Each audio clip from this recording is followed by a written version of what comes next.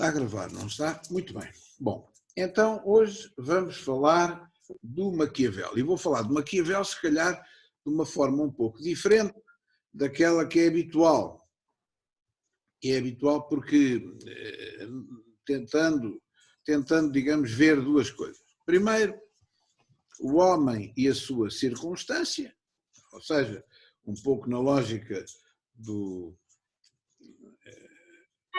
Ortega e Gasset, nós somos nós e a nossa circunstância. Portanto, a primeira questão é quem é o Maquiavel e a sua circunstância. Em segundo lugar, o que é que na circunstância tem influência no Maquiavel para ele fazer o que fez e dizer o que disse. E em terceira, o que é que ele propôs que fosse, que no fundo não foi, Maquiavel é uma pessoa fora do tempo, isto é, ele tem razão antes do tempo, e isto é uma coisa que eu digo aos senhores de uma maneira geral. Quem tem razão antes do tempo normalmente lixa-se, normalmente a coisa não corre bem, porque as pessoas não gostam de grandes antecipações, que são imediatistas, querem a resolução do problema que está à vista e não futurologia. Bom, e, portanto, as pessoas ficam a falar sozinhas. As pessoas têm razão antes do tempo, normalmente ficam a falar sozinhas. É o caso do Maquiavel. Ficou a falar sozinho, era um homem genial e acabou, coitado, metido em São Cassiano, numa espécie de prisão domiciliária, e depois acabou em bibliotecário de segunda condição, pronto, uma forma airosa de lhe dar de comer. Bom, vamos lá ver. Maquiavel, como se sabe, ele é conhecido pelo Florentino. O Florentino porque nasceu em Florença. Florença era a capital da Toscana, que era um estado, que era um principado. A Itália era uma manta de retalhos, geograficamente.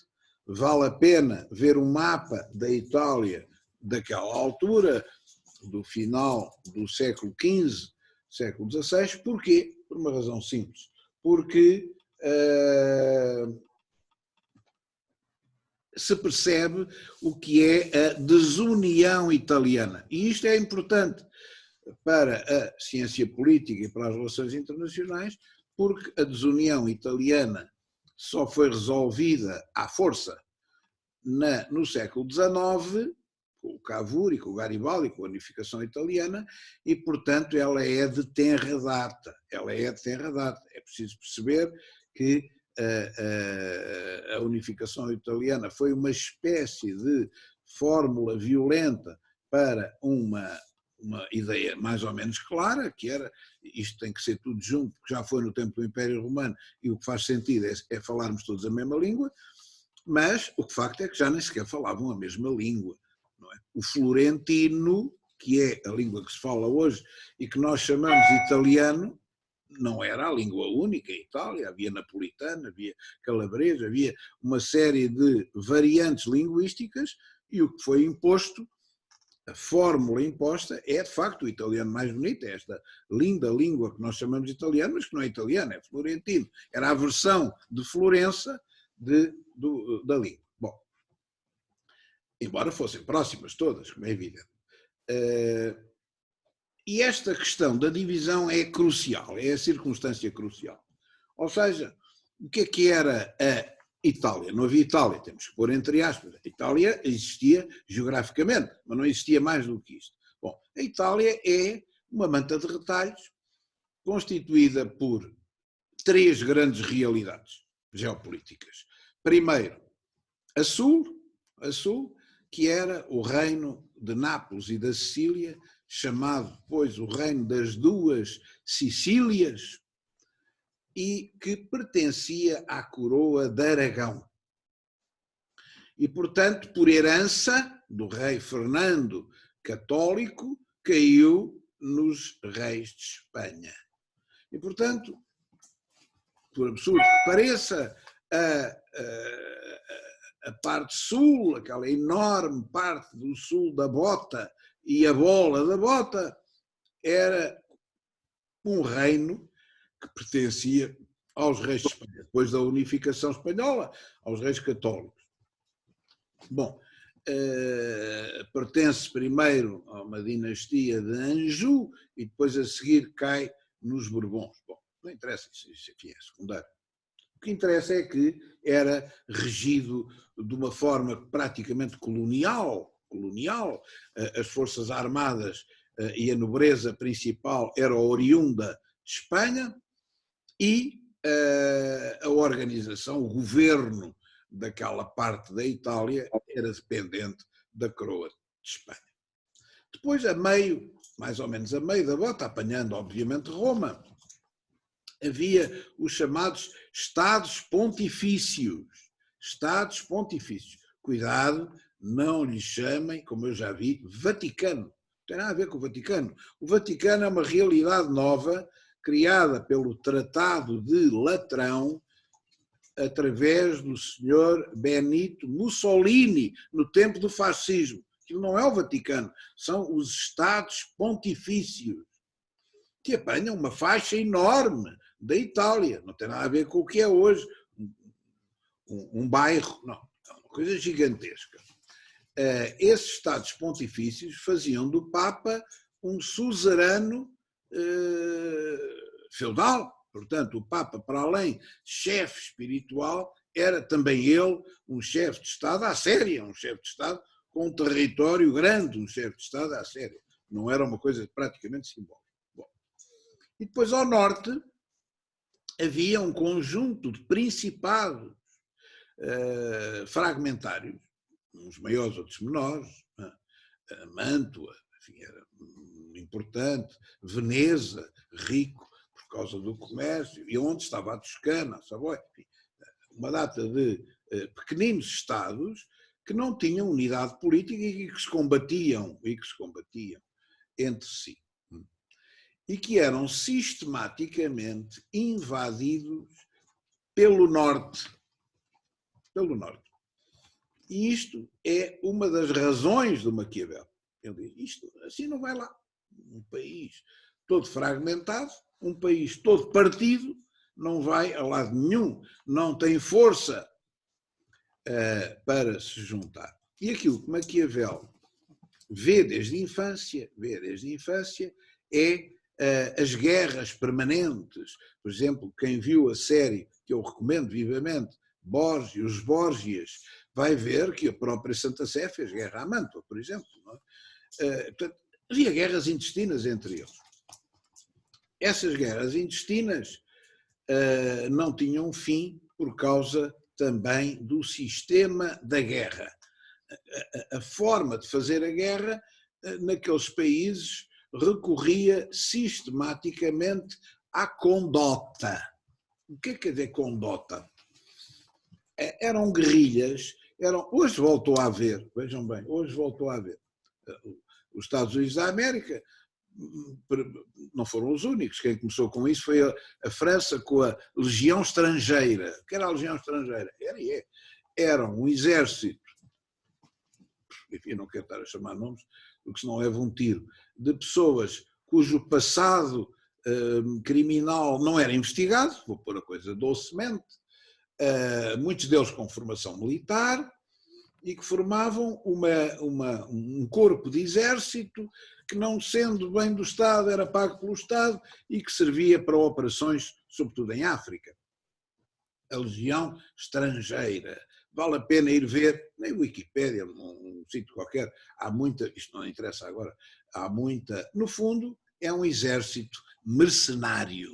É um exército mercenário constituído por pessoas sem medo, destemidas, bravas, cruéis, que não tinham propriamente que ter um passado impoluto como as Forças Armadas regulares. Bom, ora bem, em Itália havia um antepassado disto, que era a condota. A condota eram, no fundo, exércitos mercenários, muito bem treinados, muito bem apetrechados, que pertenciam como se fosse uma empresa, que alugava serviços. E tinha um chefe. O dono da condota chamava-se o condutor, condottieri e condottieri. Os condutores eram aqueles que dirigiam a guerrilha, a guerra. A guerra não, aquilo não era uma guerrilha, era um exército privado, particular, que vendia serviços. Bom, e o próprio Maquiavel vai pegar nisto e vai dizer assim, mas então, espera lá, isto faz parte da solução ou faz parte do problema? Faz parte do problema. Isto faz parte do problema, porque é do interesse da condota, é do interesse dos condottieri fazer guerra, porque se não houver guerra, não há negócio, e se não há negócio, não há papel. Anda tudo atrás do mesmo, não há papel. E portanto, a própria condota, digamos, alimentava questiúnculos entre os Estados e depois vinha oferecer os seus préstimos de uma forma perfeitamente mercenária, ou seja, quem dá mais, olha, o senhor dá tanto, mas aquele dá-me tanto, eles tanto lhes dava fazer a guerra de um lado para o outro ou vice-versa, o que era preciso é que lhes pagassem bem, aquele que pagava mais, tinha a condota, e isto era um sistema que nunca mais parava, porque eu tinha que pagar mais para ter os bons ofícios da condota. Esta situação era uma situação degradante, ela dava cabo da própria harmonia entre os Estados que constituíam a região, aquilo não era mais do que uma região geopolítica da Itália. Bom, portanto, reparem, já temos aqui duas peças fundamentais que fazem o raciocínio e depois o pensamento de Maquiavel. Terceira circunstância, Florença, naquela altura, a Toscana, dizendo melhor, a Toscana que abrange até ao mar, atenção, não é? A gente está a ver sempre Florença, mas aquilo ia até Pisa. A cidade de Pisa era importantíssima, onde é a Torre de Pisa, aquela célebre torre inclinada, não é? Essa cidade era fundamental porque era a sede da Marinha da Toscana, uma marinha poderosa, fantástica, cheia de judeus, muitos deles portugueses, como, por exemplo, a célebre família dos Ximenes. Os Ximenes eram a família mais rica, uma das famílias judaicas mais ricas que emigrou para a Itália e que controlava boa parte da Marinha Santo Estevão. No fundo, era uma ordem militar onde, em vez de serem todos cristãos, havia imensos cristãos disfarçados, judeus disfarçados de cristãos, entre os quais os célebres Ximenes. Nós temos montes de cristãos novos que foram para lá. Bom, isto tudo fazia parte da Toscana. A Toscana oscilava entre monarquia e república, Na altura em que Maquiavel nasce, Maquiavel nasce em 1469 e morre em 1527, portanto, no fundo, o período de expansão dos portugueses, para aqueles que não têm bem ideia, não é verdade? Estamos, enfim, na época principal dos nossos descobrimentos e da nossa expansão colonial. Por conseguinte, Maquiavel nasce nesta altura, na época do Renascimento, uma época em que fervilhava a Itália toda com as artes, com uma vida académica, as universidades já tinham mais de um século, tudo fervilhava em torno das novas artes, do novo teatro, da nova música, da nova pintura, da nova escultura, e portanto é neste ambiente que o Maquiavel vai aparecer e ele nasce numa figura de jurisconsulto, de pessoas dadas ao direito e à política. E, tal como a família dele, ele vai para o curso de Direito, tira o seu curso de Direito e forma-se, digamos, naquela lógica dos juristas da altura deste novo humanismo, com brilhantismo, e no fundo envereda por aquilo que era a tradição da sua família. Eu pus uma nota no meu livro a dizer o seguinte: em dois séculos, a família de Maquiavel deu à Florença, à Toscana, 50 políticos. Não é mau. Ou seja, em 200 anos, 50 políticos são parentes do Maquiavel. Portanto, era uma família de políticos. É uma família em que isto é recorrente. E ele era mais um. era mais um brilhante jurista que envereda pela carreira política. Bom, e, portanto, esta também é uma circunstância importante para a vida do Maquiavel, porque no fim e ao cabo ele vai seguir a sua tradição familiar. E quando ele começa a exercer as suas funções na República de Florença, eis não quando, em 1512, vem a restauração dos Médici.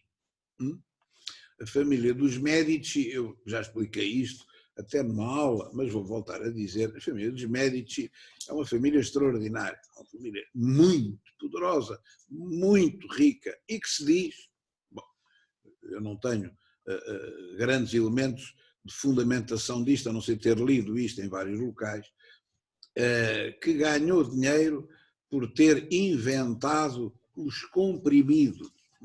E isto para nós parece-nos uma estupidez, mas que disparate, não é?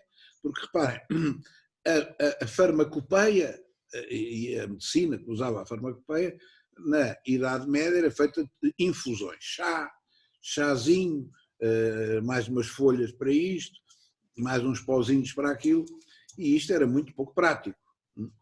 A pessoa andar com um saco com folhas de uma coisa e depois folhas de outra, depois tinha que distinguir aquilo, sei lá que folha é esta, já está tudo seco, não faço ideia, isto é para fazer chá, não é? Dava-se a confusões. Bom, e por conseguinte, não era prático. Havia farmácias que tratavam disto, mas o que é facto é que não era prático. E os médicos fizeram uma coisa, que é revolucionária. Fizeram eles o chá, depois deixaram evaporar a água, ficou um pozinho misturado com um pouco de água e passaram a pôr aquilo nos moldes de madeira, não é? Comprimiam aquele pozinho com o resto da água nos moldes de madeira e ficava uma esfera. E depois punham a secar e a esfera ficava dura. É o comprimido. É o princípio do comprimido. O princípio ativo do chazinho estava lá dentro, mas aquilo transportava-se numa caixinha. Não era preciso andar com um saco de folhas ou estar em casa a fazer chá de umas coisas que a gente não sabia o que era. Não, havia um comprimido para isto, um comprimido para aquilo, e aquilo é um avanço fantástico no progresso da farmácia. Ora, foi daí, dizem, que veio a grande fortuna inicial da família dos Médici. Médici que reporta à mesma etimologia da palavra medicina, não? Médico, medicina, tem a mesma etimologia, Médici. Bom, a confirmar isto está o brasão dos Médici, que está por todo lado. Se os senhores forem a Florença, ou então a Pisa, ou a Siena, vão encontrar aquele brasão especado em tudo o que é sítio. Qualquer casa tem um brasão. O que é? Se forem ver, são umas bolinhas, é um escudo e tem uma série de bolas à volta. São as tais pílulas que eles inventaram. Vamos achar que sim. É claro, depois às tantas há um médico que casa com uma filha de um rei de França e alarga a pílula de cima e pede ao rei, pede ao sogro, se podia acrescentar as flores de lis, sempre dava mais toalete, não é que a pílula de cima do brasão está alargada e tem 3 flores de lis do rei de França. Um bocadinho diz, bem, isto agora não é só burguesia enriquecida, já somos também parentes da Casa Real dos Bourbons, isto agora fia de outra maneira. Estes Médici, enfim, agora este interlúdio é porquê? É porque há todo um lado plutocrático nos Médici. Era uma gente, pronto, eram grandes mecenas, apoiaram as artes, apoiaram inúmeros artistas que acorreram depois àquela zona, mas quer dizer, havia ali muito dinheiro, havia ali, não havia só nobreza, nem sobretudo, havia sobretudo muito dinheiro. Bom, e os Médici são monárquicos, como é óbvio, não é? Eles reinstalam a monarquia na Florença. É que o desgraçado Maquiavel, que estava a começar a sua carreira política, de um dia para o outro, vê-se na oposição. E de um dia para o outro vê-se preso. Porque, é claro, ele era republicano supostamente é uma boa frase aqui, esta é uma boa palavra, supostamente contra a monarquia. Não é verdade, como vamos ver, quer dizer, ele sentimentalmente terá sido, obviamente, republicano, até pela tradição familiar e até por, se calhar, mas isto não é uma frase que se possa atribuir a Maquiavel. Em Maquiavel não há nada que seja absoluto. Nada. A resposta de Maquiavel será: depende. Depende. O senhor é monarca ou republicano? Depende. Mas depende de quê? Depende da circunstância. Se for para unificar o país, sou monárquico. Porque eu preciso de uma monarquia, preciso de um rei para unificar a Itália. E o sentimento nacional só vai existir em torno de um rei, de uma bandeira única, de um chefe. E, portanto, eu sou monárquico. Agora, se for para manter uma determinada rota, enfim, pacífica, a chamada velocidade de cruzeiro, como a gente diz hoje, em termos de navegação aérea ou marítima, não, aí a República é melhor. Depende. Esta é que é a resposta de Maquiavel. Ele não é favorável a nenhum absoluto, seja por natureza que for. É bom que percebam isso. Há uma frase que eu acho que qualifica o Maquiavel. É a frase em que lhe foge a boca para a verdade e que o transforma quase que num pré-romântico, num proto-romântico, mas que explica tudo. Eu amo a minha pátria mais do que a minha própria alma.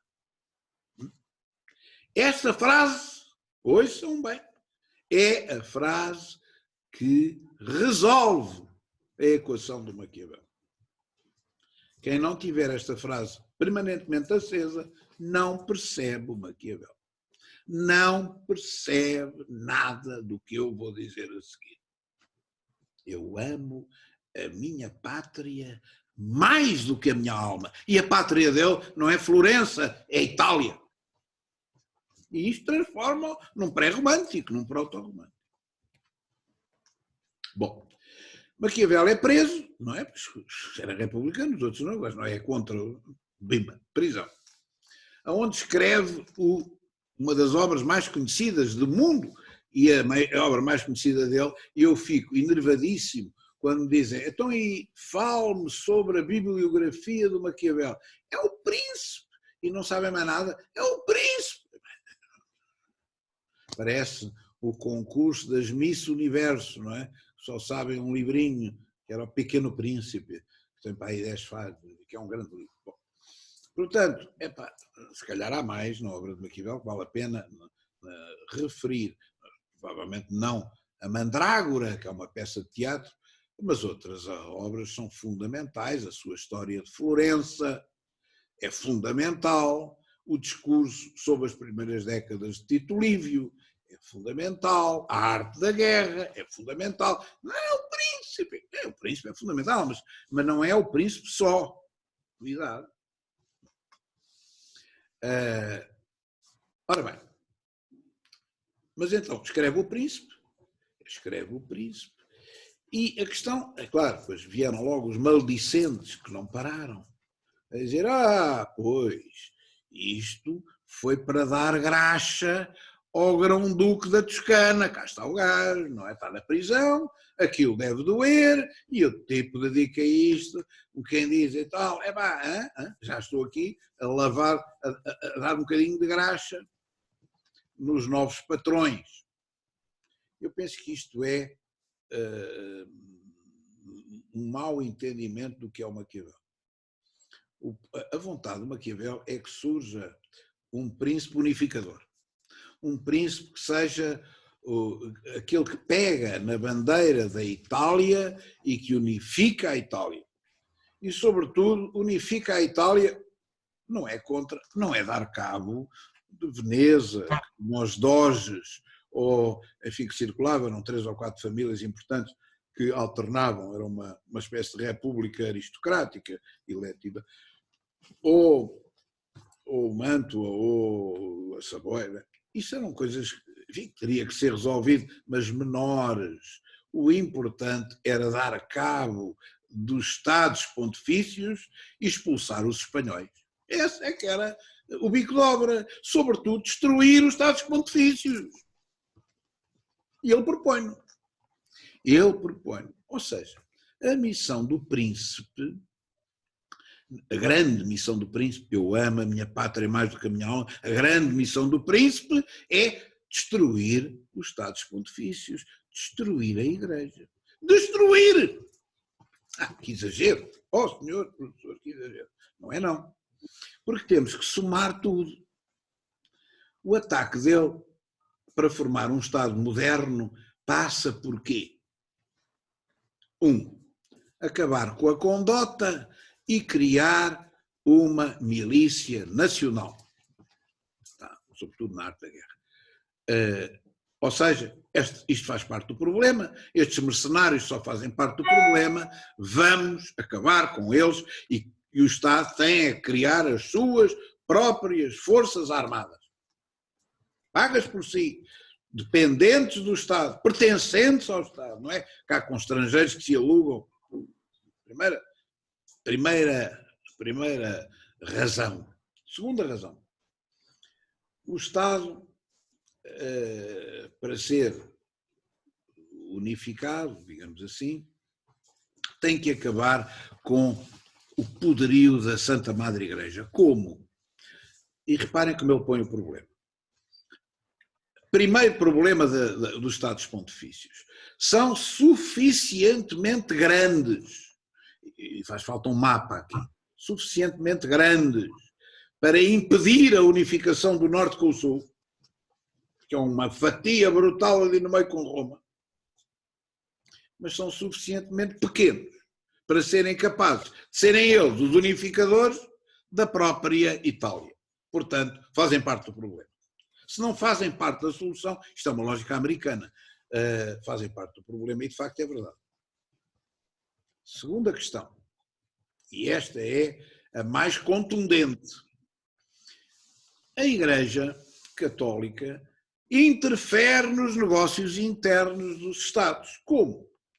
Porque tem dentro dos Estados uma rede de conventos, bispos, paróquias, dependentes do Papa, que, como é suzerano em Itália, utiliza a outra rede para espionagem, para influência, está a ver? E, portanto, o Estado é vulnerável por causa do vizinho militar que tem aqui, chamado Estados Pontifícios. E é vulnerável porque tem uma rede lá dentro a mexer-se.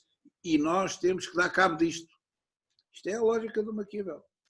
E, portanto, o príncipe o que vai ter que fazer é uma espécie de reforma católica, é um absurdo. Ou seja, tal como acontece com os protestantes, com os anglicanos, com os calvinistas, tem que criar uma igreja nacional, tem que criar uma igreja que dependa do príncipe, que dependa do Estado. E não uma igreja transnacional que atua ao serviço de um poder político, geopolítico. Esta é que é a questão, de um poder geopolítico. Estão a ver? E, portanto, faz parte dos projetos de Maquiavel destruir a Santa Sé e destruir a Igreja. Não é só a Santa Sé. Destruir a Santa Sé é por unificação, como aliás veio a acontecer na unificação italiana. O Papa passou a considerar-se prisioneiro em Roma. Só se resolveu com o Tratado de Latrão do Mussolini. Os novos Papas diziam, a primeira coisa que diziam é, nós somos prisioneiros. Roubaram-nos a nossa terra, não temos nada. E o outro, Mussolini, não queria ter aquele flanco e disse, bem, vamos lá resolver isto de qualquer maneira, damos aqui uma igreja, quer a igreja de São João Latrão, quer, pega. Isto fica estrangeiro. E aqui o Vaticano quer. Então isto é estrangeiro. E quer mais, deu mais umas casinhas e uns palácios e tal, e eles assinaram o tratado e acabou a questão romana. Bom, e abdicaram do resto, é evidente. De maneira que, está a ver, portanto, há aqui uma dupla agressão. à Igreja. É roubar-lhe os terrenos e depois destruir a ideia de que o Papa é um pontífice máximo que interfere depois também na hierarquia da Igreja em todos estes Estados. Mas ainda há pior, não fica por aqui. Há uma terceira agressão, que é os conselhos que dá ao príncipe. Os conselhos que dá ao príncipe, que ele entende ser um novo entendimento fundamental para sobreviver, que é, no fundo, o que constitui aquilo que nós chamamos o hiperrealismo, são conceitos contrários à doutrina católica e cristã. Não é católica, cristã. Cristã.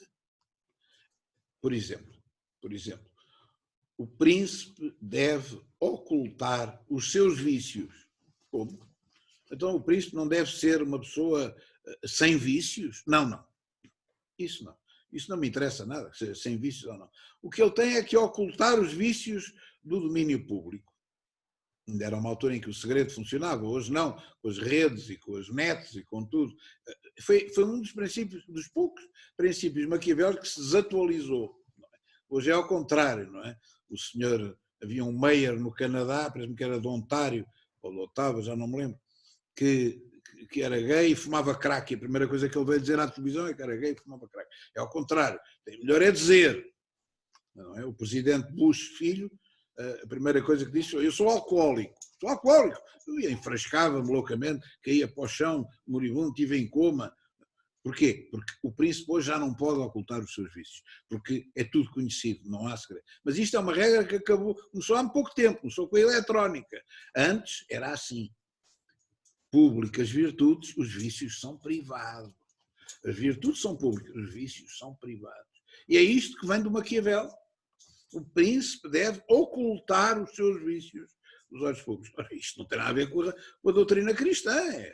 O ser humano não pode ter vícios. O ser humano deve combater os vícios. E ele não diz isso, deve ocultar os vícios. E, portanto, mantém-nos lá em segredo, que não faz mal. Bom, segunda questão. Qual é o objetivo do príncipe? É o que diz o São Tomás de Aquino, praticar o bem comum. Que ideia! Não é nada disso. O objetivo do príncipe é manter-se no poder. Esse é que é o objetivo do príncipe. Manter-se no poder. E o que é preciso para se manter no poder? É preciso fazer tudo. É preciso fazer coisas boas, naturalmente, não é? Porque se só fizer coisas más não se mantém no poder, tem que agradar aos seus súditos. Mas também, volta e meia, tem que fazer coisas más. E conclui Maquiavel. É inexorável que um príncipe, para se manter no poder, tenha de praticar atos imorais. E, portanto, um dos conselhos que ele dá ao príncipe, seja qual for, ao chefe, príncipe aqui não significa um fidalgo, significa aquele que vai ser o primeiro, princeps, quer dizer, o primeiro, tem que cometer atos imorais. Obrigatoriamente, sob pena de...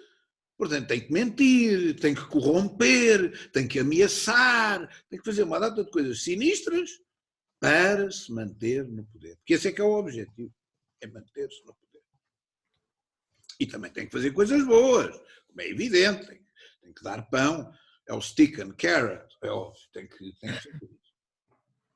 E, portanto, eu diria, como já escrevi até, que há duas inovações fundamentais no Maquiavel que são de natureza metodológica.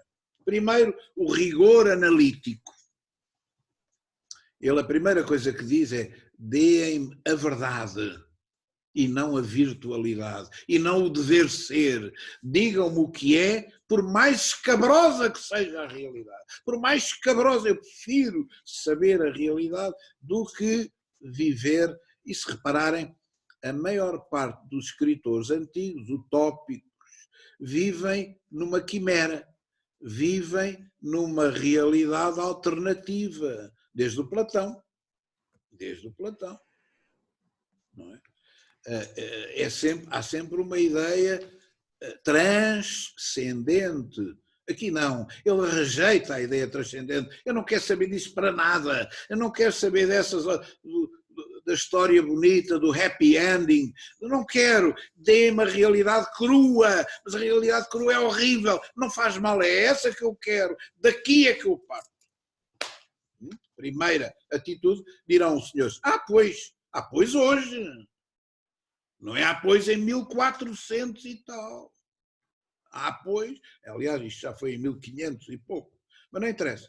No tempo em que o nosso império tinha, não é? A descoberta do Brasil é de 1500, estamos a falar em 10 anos, 15 depois.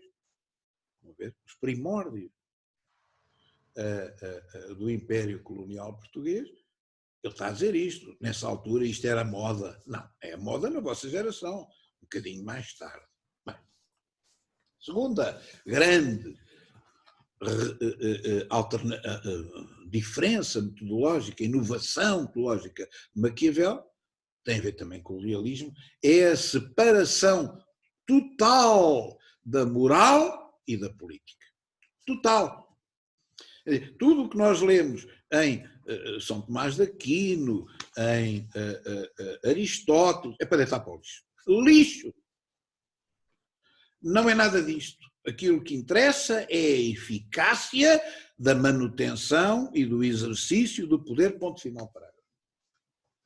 E de onde é que isto depende? Aliás, eu tenho até uma frase que tirei interessante, que eu vou ler do Jean Touchard, que é aquele autor que escreveu aquela enorme coleção sobre as ideias políticas. Maquiavel expulsa da política a metafísica, separa radicalmente a cidade de Deus da cidade dos homens e torna assim o conhecimento desta apenas dependente da razão humana. Ou seja, no fundo, ele também é precursor deste racionalismo homocêntrico, que não tem nada a ver com o seu tempo, até porque no tempo dele ainda funcionava a outra coisa e depois dele ainda funcionou a outra coisa. Bom, portanto, eu resumiria nestas duas grandes novidades aquilo que é a proposta neometodológica do Maquiavel. E quais foram as propostas concretas do Maquiavel? Aquela coisa da moralidade faz parte disto, é um corolário disto, não é? Aquilo que os senhores repetem de uma maneira quase mecânica, de que os fins justificam os meios, não é senão a moralidade dos instrumentos de intervenção. Os fins justificam os meios, significa, em português normal, vale tudo. Vale tudo para atingir um fim, vale tudo. Bom, vamos lá ver o que é que são as grandes propostas de Maquiavel e que foram todas de futuro. Por isso é que eu digo, ele ficou a falar sozinho em São Cassiano, coitado do homem, e acabou a sua vida só, porque ninguém o percebeu na altura. Ou melhor, houve uns que o perceberam, mas não podiam confessar que percebiam e que já faziam aquilo. Houve outros que não perceberam mesmo e acharam que o homem era apenas um monstro e um estupor. Enfim, provavelmente também seria. Ora bem, vamos lá ver. Primeiro projeto, a unificação italiana. Isto era o do Império Romano, isto fazia parte do Império Romano, era o centro do Império Romano. Isto tem a mesma cultura, tem a mesma história, tem a mesma população, nós somos... E porquê é que não está unido? Não faz sentido nenhum. Portanto, era preciso unificar o Império Romano. A Itália. Era preciso restaurar, digamos, a Itália. A Itália como unidade política. Em segundo lugar, aquilo a que se diz a instauração de uma nova república, que eu, aliás, escrevi como epígrafe. O que é que isto quer dizer? República aqui não quer dizer regime político no sentido estrito, também quer dizer isso, mas não quer dizer isso só. Quer dizer coisa pública, res pública, res, rei, coisa pública, coisa pública. Res pública quer dizer isso. Bom, a ideia, e isto vem sobretudo no seu discurso sobre a primeira década de Tito Livio. A primeira década, sim, os primeiros 10 livros de Tito Livio. A ideia é preciso um governo baseado no direito e no poder, no direito e na força, na autoridade. E, por conseguinte, ele, no fundo, deixa perceber um pouco a sua preferência pelo regime republicano, mas subordina isso aos fins. Qual é o fim? É a unificação. Não dá. A república não serve. Não é como a república que vamos unificar a Itália. Tem que ser como uma monarquia, com um príncipe vindo do norte, curiosamente. E foi o que aconteceu. Qual foi o príncipe vindo do norte que serviu de bandeira? Reparem, a república, a unificação italiana é feita pelo Cavour e pelo Garibaldi. Mas quem é a bandeira? É o príncipe da Saboia. Onde é a Saboia? É no norte da Itália. Cá está o príncipe, que criou a nova dinastia do Estado unificado de Itália, que era a dinastia de Saboia. Os reis chamavam-se todos Vittorio Emanuele, ou então Umberto. Eu ainda conheci pessoalmente, o último rei de Itália, o rei de Maio, que foi coroado em maio de 1940, ascendeu ao poder, não foi coroado, ascendeu ao poder em maio de 1945, pela abdicação do pai. Rei de Maio, Humberto II, era um senhor, era uma pessoa notável, enfim, que foi muito maltratada em Itália. Enfim, isso é outra história. Fizeram um referendo, depois aquilo deu para o torto, os soldados que vinham de fora e não sei o que também votaram a favor. Monarquia ou República? Espera lá. E ainda está hoje por resolver o resultado do referendo. Está tudo nos calabouços do Supremo Tribunal de Justiça. Pois, isto quando não dá jeito, esconde-se. Viva a República. Desculpem o desabafo. Bem, mas enfim. Portanto, esta ideia é uma nova... A nova república tem que ser baseada, no fundo, tem que haver aqui competência, tem que haver autoridade, tem que haver um pouco esta ideia de que o agente principal, o príncipe, não pode exercer só a força. A criação de um novo tipo de exército, eu já falei disto, em vez da condota, portanto, para quê? Para quê já agora? Para evitar a guerra? Sim, mas porque a unificação, ele já está a pensar na unificação. Se isto é um instrumento da divisão, temos que acabar com ele, mas temos que, o novo Estado vai ter que ter um exército único, vai ter que ter forças armadas únicas, uma armada única. Não pode ter a armada veneziana, mais a armada da Toscana, não, tem que ter umas forças armadas únicas. Bom, a seguir, a ideia de que o interesse geral deve subordinar os interesses particulares. A razão do Estado. A razão do Estado. Os interesses particulares não devem opor-se ao interesse do Estado. Esta ideia é uma ideia muito interessante que, em certa medida, vai opor um modelo de Estado a outro, que é o modelo do contratualismo, que vai nascer pelo Locke, de que eu já falei, e que vai florescer nos Estados Unidos da América, sobretudo nos primórdios, que é aquela ideia de que o Estado devia ser mínimo. Epá, não, mais que isto não, já chega de Estado, o resto são interesses individuais. São interesses de particulares, são interesses dos indivíduos.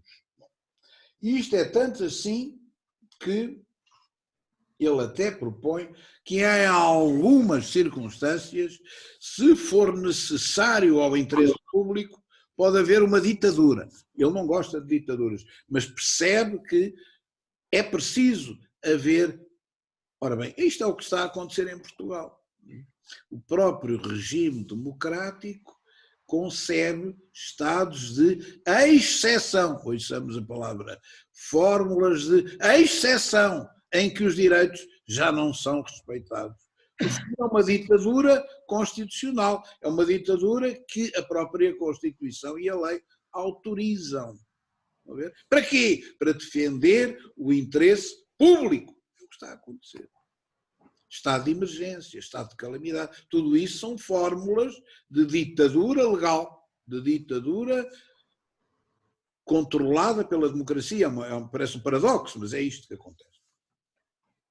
Bom, e em terceiro lugar, ou em quarto, já não sei em quanto é que vou, a secularização do Estado.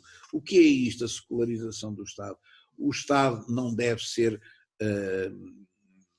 entregue a uma confissão religiosa, o Estado deve ser laico, não deve depender de nenhuma religião, ele próprio deve subordinar uma religião, deve subordinar uma religião. Ou seja, no fundo, a religião e a moral devem reduzir-se a um foro íntimo e o Estado deve controlar as atividades religiosas, subordinar as atividades religiosas do Estado.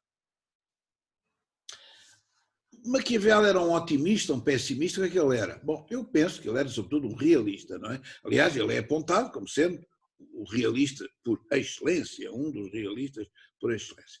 Mas o que é facto é que ele tem uma visão, lê-se nas entrelinhas, vê-se nas entrelinhas,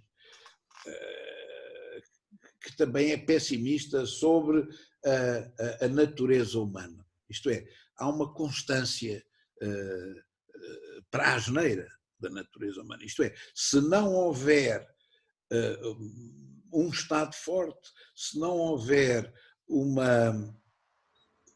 uma instituição bem estruturada, com base nestes princípios que ele define, o ser humano tende para resvala para a asneira. E, portanto, é fundamental o exercício da força. A força e o direito devem ser usados conforme as circunstâncias, há alturas de pomba, há alturas em que, se calhar, é preciso usar uma força. Diz ele, o príncipe tem que ser obedecido. Tanto faz que seja obedecido pela estima como pelo medo. É muito interessante. Deve ser obedecido pela estima ou pelo medo.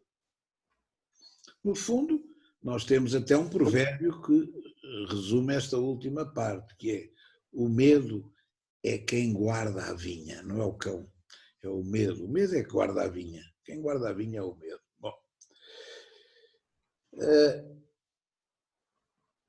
e, por conseguinte, eu diria, enfim, que isto é o essencial daquilo que eu acho que é importante dizer sobre o Maquiavel. Estou aqui a olhar para ver se descubro mais alguma coisa. Ele teve 10 anos na prisão, esqueci-me de dizer isto, 10 anos de cárcere, não é mau, não é?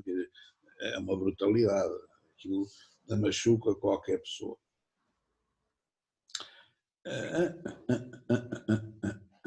Bom, não acho que vale a pena dizer mais nada. Só lembrar o seguinte: quem é que eu costumo pôr a par do Maquiavel? Que é contemporâneo, reparem bem, 1478 a 1535. Maquiavel é de 1469 a 1527. São contemporâneos. E São Tomás More, Thomas More. Mas não pode comparar. Posso. Olha, Thomas More era jurista, Maquiavel também. Estudaram pelos mesmos livros, ambos em latim, na universidade. Um era político, o outro também era. Thomas More chegou a chanceler do rei Henrique VIII. Não é verdade? Ambos tinham carreiras na família que levavam àquilo, sim senhor. Então qual é a grande diferença? É que Thomas More não vendeu os seus princípios, nunca abdicou deles, era um idealista. O Henrique VIII era amigo pessoal dele, deu-lhe o maior dos lugares dentro do governo, Lord Chanceler. E, no entanto, quando veio a reforma inglesa feita por causa daqueles casamentos que o gajo queria fazer à viva força, e queria declarar nulo o casamento com a irmã do rei de Espanha, com a Catarina de Aragão, pai, mãe da Bloody Mary, que depois veio a seguir e limpou o sebo aos anglicanos, depois veio a meia-irmã, que era anglicana, que limpou o sebo aos católicos, a Inglaterra era um permanente conflito. Ora bem, quando ele suplica ao amigo, epá, reconhece isto, não ajuda-me. Ele disse, não, eu sou fiel ao rei, eu sou grande amigo do rei, e ele tirou-lhe tudo, tirou-lhe o cargo político, tirou-lhe as propriedades, tirou-lhe os títulos de nobreza, tirou-lhe a liberdade, prendeu-o na Torre de Londres e ele acabou por tirar a vida, mandando decapitar, que era uma espécie de benesse que tinham os nobres. Os nobres não podiam ser enforcados, tinham que ser decapitados. Que sorte, estou a ver? Um privilégio do melhor que há. Decapitados à machadada. Era muito agradável. Bom, e é o autor da Utopia. O célebre livro chamado Utopia, que era uma crítica feroz, uma ilha imaginária, que era uma crítica feroz aos costumes ingleses e ao próprio rei. Uns morrem pelos seus ideais e não largam, morreu católico, morreu sem renunciar aos seus princípios, os princípios não se negociam, os princípios não se discutem, a vida é irrelevante, o que interessa são os princípios, está a ver? E o outro, e eu sou de contemporâneos, são colegas da política, são colegas de escola, ambos juristas formados pelos mesmos livros que eram circulantes nas universidades europeias, na mesma língua chamada latim. São comparáveis? São. São comparáveis? São. São duas atitudes opostas, estão a perceber? E, portanto, é muito interessante verificar um pouco a singularidade, é esta a questão. Era uma pessoa, a obra de Maquiavel é absolutamente singular. E tem uma coisa que ficou a pesar sobre ele. Eu não me lembro, ninguém se declarar maquiavélico a partir daí. O adjetivo maquiavélico ainda hoje é pejorativo. Pejorativo. Este fulano é maquiavélico. É mau, não é? O conceito que a gente tem é mau. E maquiavélico, este gajo é maquiavélico. Não. Mas não fazem o que ele diz, fazem. E como ele próprio aconselhou, ocultem, mintam, porque o importante é fazer o que eu digo, mas não dizer que fazem. O próprio conselho de Maquiavel teria sido esse. Portanto, estão a praticar bem o maquiavelismo, que é mentir, dizer o contrário e defender que o princípio é manter o poder a qualquer preço. Portanto, há mais maquiavélicos do que aqueles que a gente acha. E pronto, aqui tem aquilo que me ocorreu dizer brevemente, para não ser exaustivo, sobre uma figura que é absolutamente referencial e incontornável na história das ideias políticas. Ponto. Agora, abre uma nova fase da discussão, que é, se alguém não percebeu, se alguém quer fazer perguntas, se alguém quer, seja o que for, estou à vossa disposição.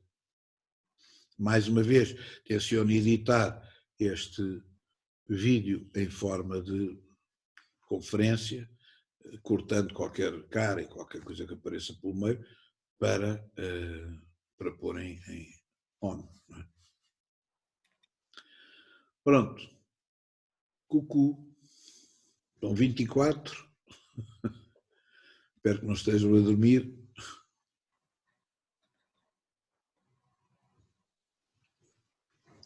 Não há comentários nenhuns, não há perguntas. Senhores alunos,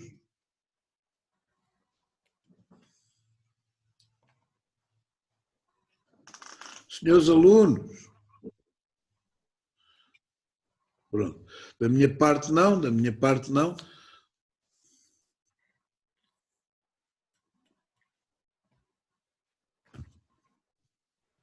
A Flávia não, pergunte se há perguntas ou não que ela quer. Sim, estou a traduzir, professora, a Rita diz que não. Não? Então, nesse caso, não, ninguém quer perguntas, a gente vai-se embora. Portanto, para os que entraram agora, estiveram a dormir, eu vou dizer que vou pôr esta sessão online, como, não assim, diretamente, porque não aparecem as vossas caras, nomes e tudo, mas vou pôr, tal como a outra, vou tentar editar isto e pôr o mais depressa possível no meu canal do YouTube. Bom, amigos, não há mais nada? Vamos à vida. Se não querem fazer perguntas, é porque não é grave. Pronto, então, desejo-vos um ano novo cheio de propriedades e à próxima, ou seja, 2 a 8 dias. Não é, amanhã é feriado, não é? Pois, 2 a 8 dias não é feriado. Ok, cá estaremos, não é assim? Estou cá para quem quiser, isto é, marcarei uma sessão e pronto, e cá estarei.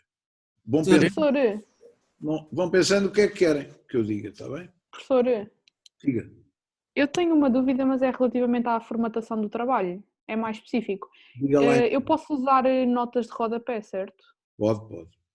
Ok, E pronto. pode utilizar anexos, está a perceber? Isto Ok. é, para não preencher mais páginas do que aquelas que são obrigados, o que é que não conta? O índice, que é obrigatório. Atenção, índice com numeração de capítulos e páginas, bibliografia, não conta para a área do trabalho, mas é preciso pôr bibliografia citada e anexo, isto é, suponha que vai falar de Maquiavel, não é? E quer pôr um mapa, como é que era a Itália naquela altura, mas precisa do espaço, não é? Precisa do espaço. Isto rouba-me meia para, ou ponho uma coisa mínima, não se vê nada, ou então preciso do espaço, porque tenho que meter mais não sei o quê. Põe uma nota a dizer vida anexo número 1, está a perceber? E então põe um anexo de uma página A4, que é bem melhor do que estar a encher espaço do coisa.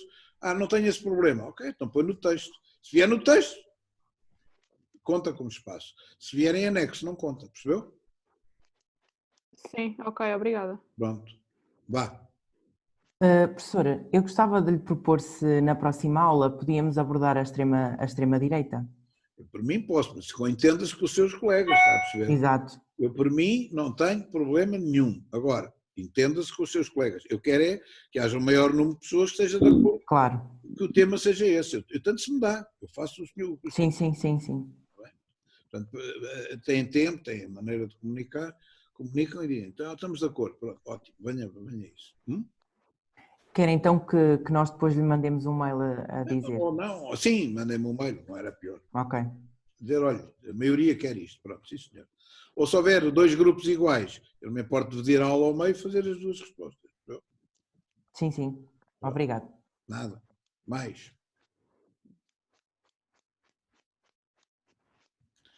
Mais nada? Eu não tenho pressa, estou a olhar para o relógio, não tenho pressa. Bom, então se não houver mais nada, ficamos assim. Daqui a uma semana cá estamos outra vez, se Deus quiser. E desejo um ano novo cheio de propriedades, está bem? Resto Obrigada, boa semana. professor. Boa semana. Obrigada, professora. Adeus.